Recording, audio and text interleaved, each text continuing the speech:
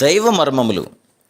సహోదరుడు భక్తి సింగ్ గారి అనుభవంలో దేవుడు ఆయనకు బయలుపరిచిన దైవ మర్మములు. మే 29. నేను నేర్పరైన శిల్పకారుని వలె పునాది వేస్తిని, వేయబడినది తప్ప మరొక పునాది ఎవడునూ వేయనేరడు. ఈ పునాది యేసుక్రీస్తే. 1 కొరింథీ 3:10-11 వచనములు.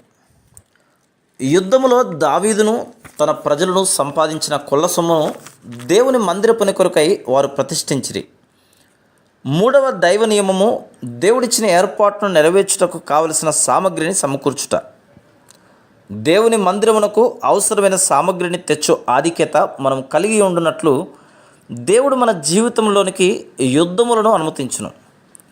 దావీదు మందిరం కొరకైన స్థలమును కనుగొని నమూనాను పొంది సామగ్రిని సిద్ధపరిచిన తర్వాత దానిని నిర్మించుట కొరకై నేర్పరైన శిల్పకారుడు అవసరమయ్యను. దేవుడు సొలొమోనును కోరుకున్నప్పుడు తనకు జ్ఞానము దయచేయమని సొలొమోను దేవుని ప్రార్థించెను. 1 రాజులు 2వ అధ్యాయం 12వ వచనం, 3వ అధ్యాయం 11వ వచనం, 3వ అధ్యాయం 5వ వచనం, 9వ వచనం. ఆ విధానములో జ్ఞానము గల శిల్పకారుడుగా సొలొమోను కాగలిగాను.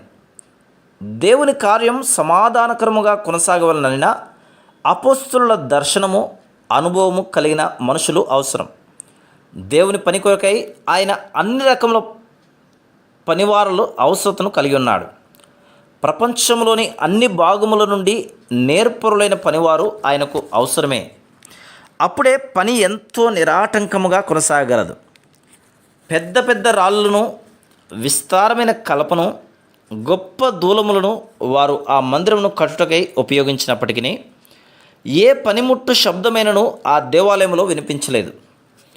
దేవుని పని పరిపూర్ణ ఐక్యతతో నెమ్మదిగా నిరాటంకముగా కొనసాగవలనచో దేవుని ఏర్పాటును ఎరుగుట అత్యవసరం. మందిరమును నిర్మించుట ముగిసిన తర్వాత సొలొమోను ప్రార్థించెను. ఆయన ప్రార్థించుట ముగించగానే దేవుని అగ్ని దహన బలులను దహించి దేవుని మహిమ ఆ మందిరమును నింపెను. పని ముగించబడినప్పుడే మనం కూడా ఆయన మహిమను చూడగలం. ముగించబడని పని దేవుని మహిమార్థమై ఉండదు. దేవుడు తన ప్రజలకు తన్ను తాను బయలుపరచుకొనవలన ఉద్దేశంతోనే దావీదును సియోనుకు తీసుకొని వచ్చెను. Praise the lord.